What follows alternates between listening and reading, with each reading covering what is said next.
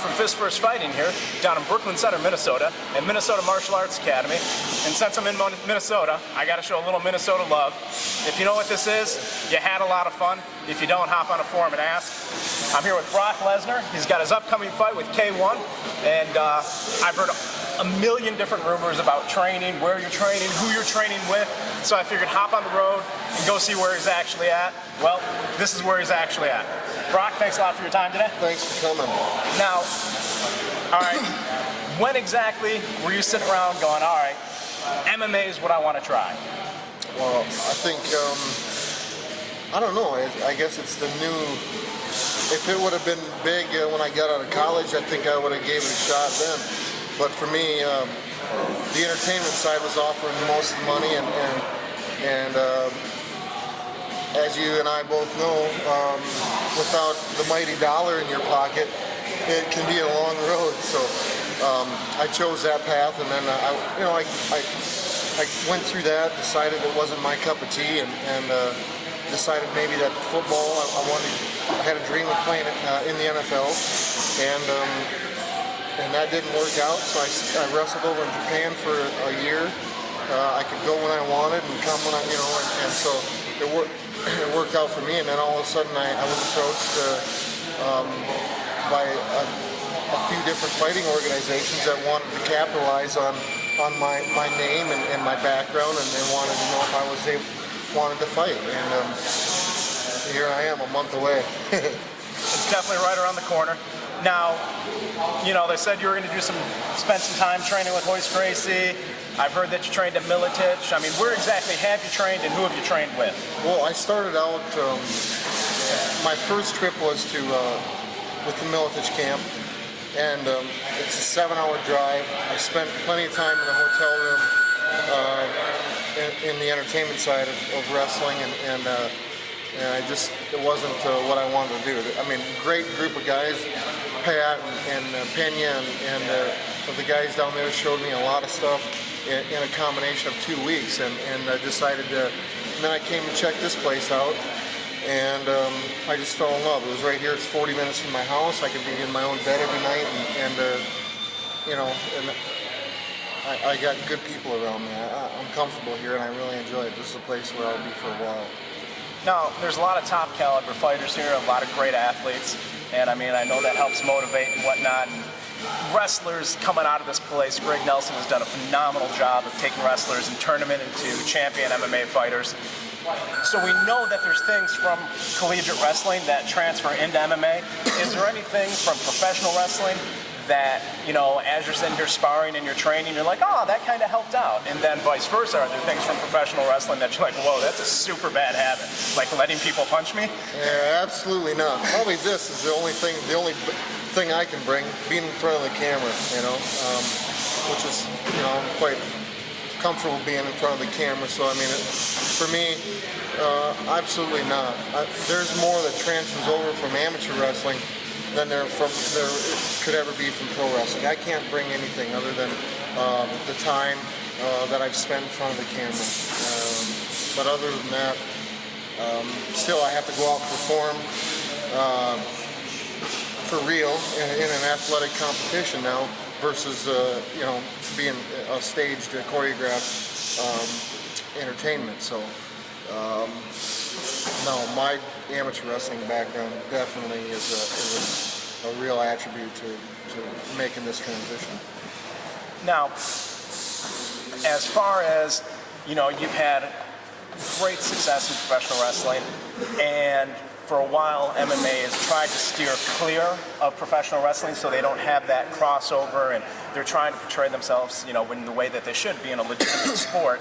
And do you think that your career in professional wrestling is going to hinder your kind of foot in the door as far as promoters or the bigger leagues and the big shows saying, how much do we really want to invest in this guy as far as because of that and trying to make that separation? Absolutely not.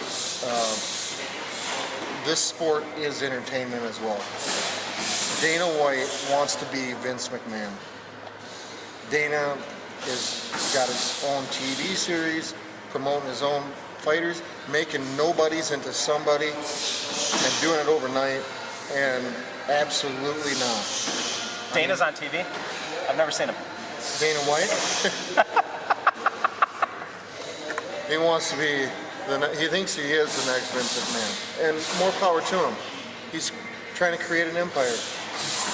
You know, a lot of people there are some people that are on the side of the fence that they don't like the UFC and what the UFC has done, but regardless of how you think, the sport wouldn't be where it is. It's a business. Without what they've done. It's a business to Dana White. It's a business for everybody. It's a business for me. I'm making a living at it.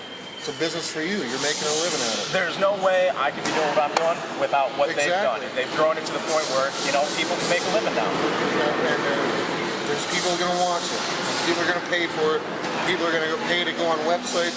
People are going to pay to watch the pay-per-view. They're going to buy T-shirts. They're going to do this, buy videos. You know, everybody out there, including their dog, wants to be a fighter now, and everybody out there that can't be a fighter wants to watch it. Mm-hmm. So, and Dana is capitalizing on that, and Dana is taking it to that level. So. No. Absolutely not. I mean, I was in the entertainment business, and basically this is, but in real form, competition. Now, you got your first fight coming up in K1. Not to look past that, but you're sitting here, how long have you been training now overall? It'll be a year in June. About a year in June. When you sit around and you're thinking, you're visualizing, because as an athlete you visualize, where do you want to be in the sport? What are your overall long-term goals? Not looking past the one fight, but just long-term goals of what you want to do with the sport. I can't really speculate on that because I honestly, I've never trained that way in my entire life. Even though I have looked at it, this is totally different. This is a business. This is my life. But if I don't get through this first fight and come out with a win, and really, there's a lot of factors that play into it. I got to capitalize on this fight. I got to stay injury free. And I'm not a spring chicken, so I'll be 30 years old, and so there's a lot of things that you gotta look out. And I'm not gonna look past this fight. I see myself fighting anywhere from definitely one. Obviously, I'm gonna fight in June, but I see myself fighting one to 6 fights. Okay. And with whom or when, I have no idea. As far as a spring chicken, I mean, a lot of MMA fighters don't peak until 34, 35. Yeah. Randy still had some good fights in him after, 42, 43. Absolutely, but I started wrestling when I was 5 years old. I played football. I was a professional wrestler for 5 years, which is, even though it's fake, I tore my body up.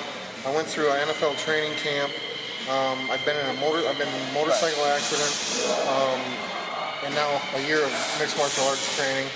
So I'm not, by all means, I've got my aches and pains, and as long as I can get out of bed and keep doing it. But I'm not going to go to the point where, I made enough money and I'm happy with my life, but I just really enjoy fighting. I really enjoy the training, and I don't see myself fighting until I'm 40 years old. I've got nothing to prove when I'm 40 years old. Well, Brock, thank you very, very much for your time. I know I enjoyed watching you wrestle in college, and I've waited a long, long time to watch a fight in MMA. I was watching some clips I filmed when you were back in college, and I'm sitting there going, I wish the sport was bigger at the time. And, fast forward 6, 7 years, and now it is. I know. I want to thank all the fans that have followed me through my amateur wrestling career, my pro career, and my short stint as an NFL football player, and stick around and enjoy the ride of my time as a mixed martial arts fighter, because I think you will be really impressed. And thanks for your support. Thank you. Good luck, Brock. Thank you. Again?